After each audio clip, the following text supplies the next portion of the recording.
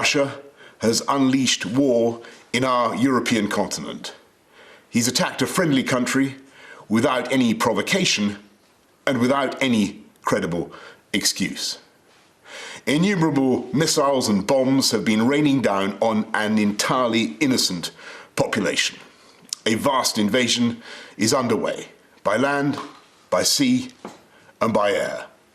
And this is not in the infamous phrase, some faraway country of which we know little. We have Ukrainian friends in this country, neighbours, co-workers.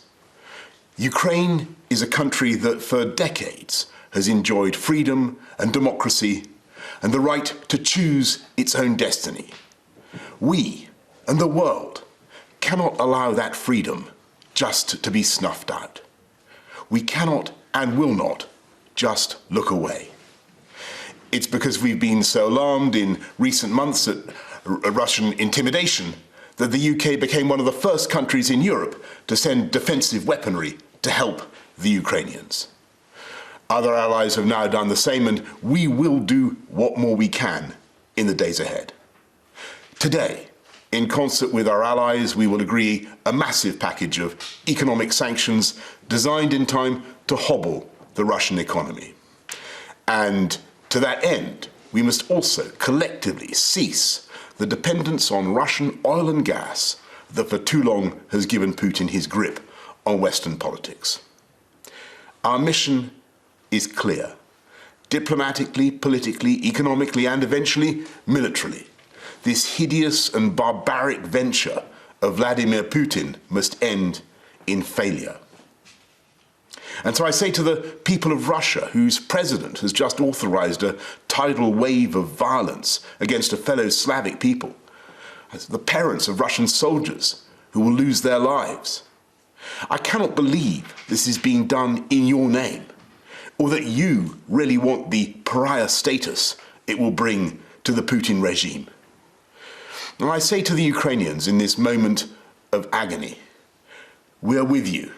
We're praying for you and your families, and we are on your side.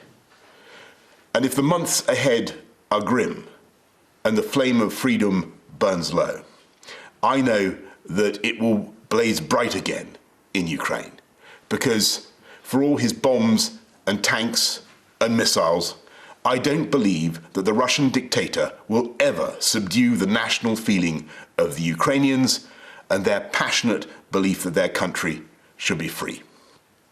I say to the British people and all who have heard the threats from Putin against those who stand with Ukraine, we will of course do everything to keep our country safe. We're joined in our outrage by friends and allies around the world. We will work with them for however long it takes to ensure that the sovereignty and independence of Ukraine is restored. Because this act of wanton and reckless aggression is an attack not just on Ukraine, it's an attack on democracy and freedom in Eastern Europe and around the world. This crisis is about the right of a free, sovereign, independent European people to choose their own future. And that is a right that the UK will always defend.